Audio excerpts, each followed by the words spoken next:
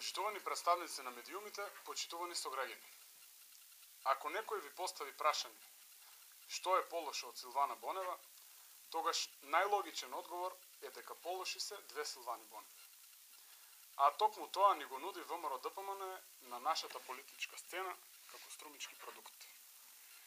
Во тоа се уверивме по гостувањето на пратеникот и актуелен претседател на ОК на ВМРО-ДПМН Славе Гошев, најпрвин на ТВ каналот ВИС, а пред неколку денови и на телевизија Интел. И што има можност граѓаните да видат? Ја видоа Силвана Бонева. Поточно видоа верна копија на Силвана Бонева. Па така, во недостаток на аргументи за тоа што реализирала владата за Струмица, од ветувањата во изминатите 6 години повторно слушнавме ке и само ке. И ајде да веќе еднаш, барем едно од тие ке да се оствари.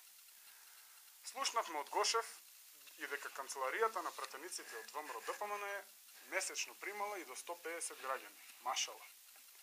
Тоа ќе му дојде по 5 мина граѓани дневно или по 1,5 граѓанин на секој пратеник. Тоа ти се вели грижа за граѓаните. Смешно е кога Славе Гошев зборува за проектите во општина Струмица, кои се од донации на Светската банка и Европската банка за обнова и развој, препишувајќи ги истите како владини проекти, за само неколку минути подоцна самиот да се демантира, кога вели дека патот Струмица Радовиш не се гради од донации, туку директно од буџетот на владата. Да зборуваш за прогрес во земјоделството и здравството, во време кога за земјоделците никогаш не било полошо и во време кога здравството е во колапс, тогаш произлегува дека граѓаните живеат во една Македонија, а Славе Гошев во друга. Да споменуваш од позиција на партија и држава со која управува една единствена фамилија за некакви измислени фамилии во Струмица е еднакво на политичка ујдурма. Да си против едно единствено задолжување на општина Струмица за цели 7 години, а да ги премолчуваш секојдневните огромни задолжувања на државата е како да си паднал од Марс. Да измислуваш безобразно некакви мафијашки тендери во комуналец и да кажеш дека бе лиценцата е аливи да се избере посакуваната фирма за изведувач. Не е ништо друго, туку политичка неписменост. Да беше Гошев политички писмен, ќе требаше да знае дека бе лиценцата како услов е законски пропишана од владата на Република Македонија.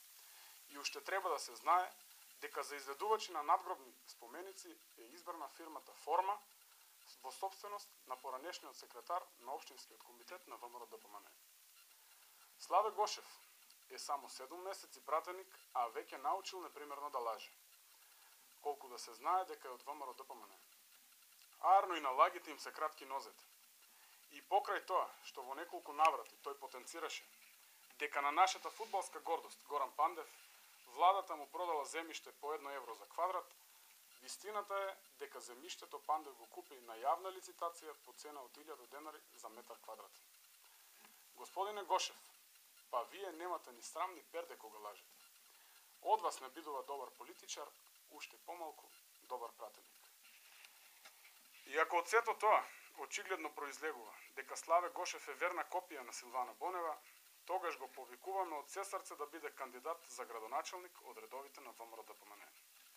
Епилогот уште сега е познат. Ке помине како што помина Бонева.